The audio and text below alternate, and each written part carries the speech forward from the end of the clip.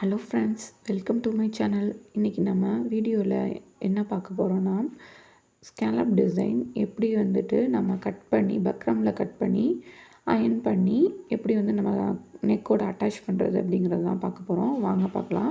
First நான் neck draw பண்ணிட்டேன். Next பார்த்திங்கன்னா நெக்குலேருந்து இன்சைடு உள்ளர பார்த்திங்கன்னா 1/2 இன்ச்சில் மார்க் பண்ணிக்கிறேன். ஸ்கேலப்காக 1.5 இன்ச் வச்சுக்கிட்டு நான் ஃப்ரீ ஹேண்டாலே ட்ரா பண்ணிக்கிறேன். நீங்கள் ஏதாவது ஒரு சின்ன ஒரு மூடி மாதிரியோ இல்லை செல்லோ டேப்லையோ இல்லை ஆம்ஹோல் ரவுண்ட்லையோ இதில் வேணாலும் நீங்கள் வந்து ட்ரா பண்ணிக்கலாம்.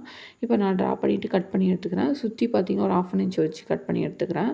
இந்த கட் பண்ணதை பார்த்திங்கன்னா நம்ம லைனிங் கிளாத்தில் வச்சு அயர்ன் பண்ணி எடுத்துக்கிறோம். இப்போ நான் back neck, front neck, hand, hemline மூணுத்துக்குமே நான் வந்துட்டு நான் பக்ரம் கட் பண்ணி ரெடி பண்ணி வச்சுக்கிறேன். இப்போ வந்து நம்ம ஃப்ரண்ட் நெக் வந்து ஒரு சாம்பிளுக்கு ஃப்ரண்ட் நெக் நான் உங்களுக்கு ஸ்டிச் பண்ணி காமிக்கிறேன். இப்போ கரெக்டாக சென்டர் மேட்ச் பண்ணி நம்ம வந்து சென்டராக ஒரு ஸ்டிச்சஸ் போட்டுக்கணும். இந்த ஸ்டிச்சஸ் வந்து கண்டிப்பாக போடணும். அப்படி இல்லை அப்படின்னா பெல் பின் போட்டுக்கணும்.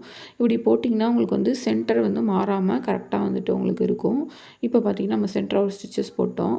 ஸ்டிச்சஸ் போட்டுட்டு சுற்றி நம்ம எட்ஜஸில் அந்த ஸ்கேலப் டிசைன் எட்ஜஸ்லேயே கரெக்டாக போடணும். பக்ரம் மேலேயும் போடக்கூடாது, அதாவது பக்ரமை தாண்டியும் போடக்கூடாது. அந்த எட்ஜஸ் மேலேயே கரெக்டாக நீடியில் பாயிண்ட் பண்ணி அந்த கர்வில் நீடியில் பாயிண்ட் பண்ணி இறக்கிட்டு கரெக்டாக அந்த ஸ்டிச்சஸ் போட்டுட்டு வரணும். பொறுமையாக போடணும். இந்த ஸ்டிச்சஸ் வந்து போடுறது வந்து ரொம்ப ரொம்ப முக்கியம். இந்த தான் நமக்கு வந்து ஷேப் கொடுக்குறது. பொறுமையாக நம்ம போட்டுகிட்டே வரணும். போட்டுகிட்டே வந்தோம்னா நமக்கு ஃபினிஷிங் வந்து ரொம்ப ரொம்ப அழகாக இருக்கும். இப்போ பாருங்கள், அந்த கரெக்டாக நீடியில் அந்த பாயிண்டில் இறக்கிட்டு நம்ம போட்டுக்கிறோம். ஃபுல்லாக போட்டு முடிச்சுட்டு நம்ம சுற்றி நம்ம கிளாத் இருக்குது பாருங்கள், அதையும் கட் பண்ணிவிட்டு அந்த ராயேஜஸ் தெரியாமல் பக்ரம்லேயும் ராயேஜஸ் தெரியாமல் கட் பண்ணி எடுத்துக்கிறோம். இதை நீங்கள் அட்டாச் பண்ணுறதுக்கு முன்னாடியும் பண்ணிக்கலாம், அட்டாச் பண்ணதுக்கு அப்புறம் பண்ணிக்கலாம். நம்மளோட விஷ் தான்.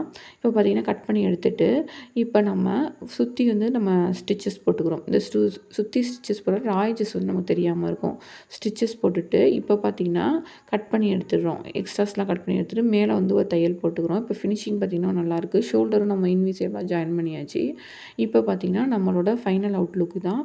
ஹெம்லைனில் நான் எல்லாமே ஃபுல்லாகவே ஹெம்மிங் தான் பண்ணியிருக்கேன். அப்போ தான் வந்து உங்களுக்கு ஃபினிஷிங் நல்லா அழகாக இருக்கும். இப்போ பாருங்கள், நெக்கு, ஹெம்லைன், ஹேண்டு எல்லாமே நான் பண்ணியாச்சு.